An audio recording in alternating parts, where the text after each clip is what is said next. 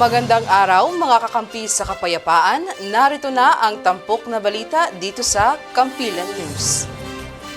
Dalawang mga komunistang terorista ang nasawi makaraang makipagbakbakan sa tropa ng pamahalaan sa Sultan Kudarat. Si kakampi Private Maria Mayra Cornejo sa report. Nasawi ang dalawang mga kasapi ng teroristang komunista matapos na makipagbakbakan sa operating units ng 57th Infantry Masikap Battalion sa barangay Salansang, Lebak, Sultan Kudarat. Ayon kay Lieutenant Colonel Guillermo Mabuti Jr., pinuno ng 57th IB, nagkasa ng decisive military operations ang tropa ng pamahalaan matapos na makatanggap ng ulat mula sa sumbong ng mga sibilyan hinggil sa ginagawang pangingikil o extortion activities ng mga teroristang komunista sa lugar. Katuwang ng 57th IB ang ilan pang mga units mula sa 37th IB, 7th IB at iba pang mga operatiba ng militar ng inilansadang decisive military operations laban sa 10 bilang ng mga komunistang terorista na nagresulta ng pagkakaneutralisa ng dalawa nilang mga kasamahan sa sitio laman ng nasabing lugar. Sinabi ni Brigadier General Michael A. Santos, Philippine Army, Commander ng 603rd Persuader Brigade, ng mga miyembro ng Executive Committee ng Sub-Regional Command SRC, Daguma of Far South Mindanao Region FSMR, ang mga nakaengkwentro ng tropa ng pamahalaan. Nasabat naman ng mga kasundaluhan ng mga kagamitang pandigma ng mga komunistang terorista na isang 5.56mm M16 rifle, isang caliber 45 pistol, isang granada, mga magazine, mga bala, subbersibong dokumento, mga personal na kagamitan at iba pang mga war materials.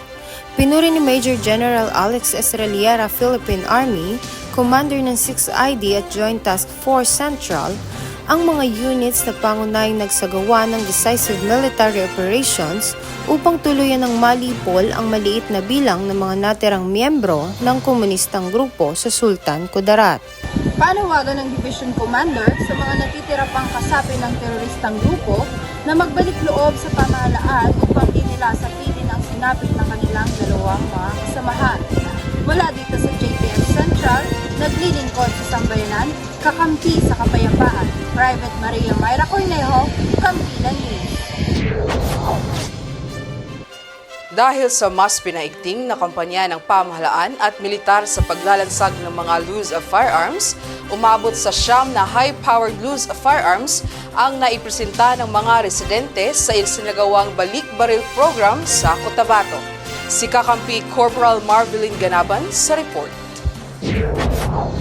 9 na matataas na kalibre ng armas mula sa mga residente ng Barangay Dunguan ng Cotabato ang ipresenta sa kasundaluhan ng 90th Infantry Bigkislahi Battalion at sa lokal na pamahalaan sa isinagawang balik-baril program noong ika-13 ng Mayo 2024. Ang balik-baril program ay bahagi ng programang pangkapayapaan ng lokal na pamahalaan ng Mlang, isa sa mga inisyatibo upang maalis ang mga illegal na armas o mga loose firearms sa komunidad sa layuning mapigilan ang anumang mga banta ng karahasan. Ang mga nasabing armas ay formal na ipresenta sa mga opisyalis ng Barangay Dunguan at sa 602nd Brigade at 90 IB.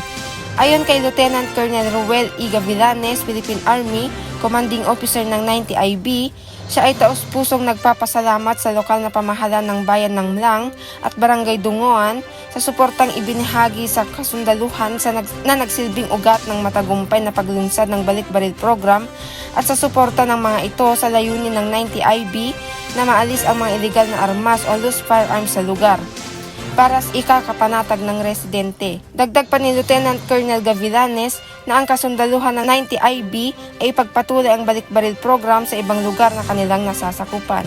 Ang kasundaluhan ay nananawagan sa mga individual na nagdadala ng hindi lisensyadong baril o loose firearms at pampasabog. Naisuko na ang mga ito sa kasundaluhan o otoridad upang maiwasan ang mga di kanais-nais na aksidente. Naglilingkod sa sambayanan, kakampi sa kapayapaan, Corporal Marvelin Ganaban, Kampilan News. Sa gitna ng nararanasang init ng panahon dulot ng El Nino, ang 2nd Mechanized Infantry Battalion at MDRRMO ay matagumpay na nakapaghatid ng relief packs sa mga residente ng Dato Udin Sinsuan. Si kakampi Coast Guard Apprentice Seaman Cyril Espihon sa report. Nagbahagi ng relief packs ang 2nd Mechanized Infantry Makasag Battalion at MDRMO ng Maguindanao del Norte sa 7 barangay ng Datu Udin, Sinsuat, Maguindanao del Sur noong ika-7 ng Mayo 2024. Ito'y tugon ng militar sa tulong ng MDRMO na bigyan ng asentensya ang ating mga kababayan na nakaranas ng tagtuyot dulot ng El Nino. Umabot ng 1,480 na benepisyaryo ng nasabing aktibidad. Bawat isa ay nakatanggap ng 25 kilo ng bigas at isang kahon ng grocery supplies. Sa pagtutulungan ng security forces at LGUs ay nagpapakita ng positibong epekto na maaaring makamit para sa mga nangailangan na komunidad. Ang inisyatibong ito ay isang dedikasyon ng militar na magbigay ng tulong sa mga vulnerableng grupo bukod sa pagpapanatili ng kapayapaan at kaayusan. Naglilingkod sa sambayanan. Kakampi sa kapayapaan, Coast Guard Apprentice Seaman Cyril Espihon, Kampilan News. Matagumpay na nakapaghatid ng serbisyo ang militar at LGUs ng Maguindanao del Sur sa mga residente ng Sharif Agwak. Si kakampi Private Jeremy Roldan sa report. Nagsagawa ng serbisyo caravan ang 6th CMO Kasangga Battalion, 4th Infantry Magiting Battalion Philippine Army, Strategic CMO NCO Course Class 28 ng AFP Civil Military School at Local Government Unit ng Maguindanao del Sur sa Sitio Damalivi, Barangay Satan, Sharif Agwak, Maguindanao del Sur noong May 10, 2024. Ang mga residente ng nasabing barangay ay nakatanggap ng libreng gupit, libreng medical assistance, birth registration, food feeding at parlor game para sa mga bata.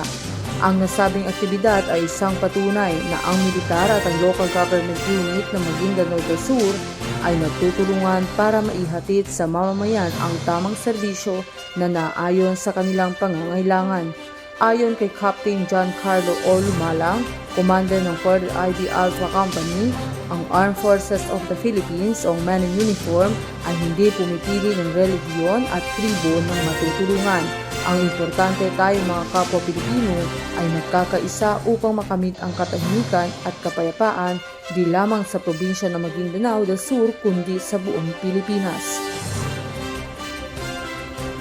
Ang aktibidad na ito ay isang patunay na ang local government unit na Maguindanao at militar ay nagtutulungan upang makahatid ng serbisyo sa ating mamamayan. Mula dito sa Barangay Satan, Sharif Agwak, Maguindanao, Private Jeremy Roldan. Naglilingkod sa sambayanan, kakampi sa kapayapaan, Kampilan News. At yan ang tampok na mga balita dito sa 6th Infantry Kampilan Division at Joint Task Force Central. Hatid sa inyo ng Kampilan News. Para sa karagdagang mga balita, i-like at i-follow kami sa aming mga social media accounts na makikita sa inyong mga screen. Mula dito sa punong himpilan ng Kampilan Division, JO1 Lavilla Jean Bomidiano, naglilingkod sa sambayanan, kakampi sa kapayapaan, Kampilan.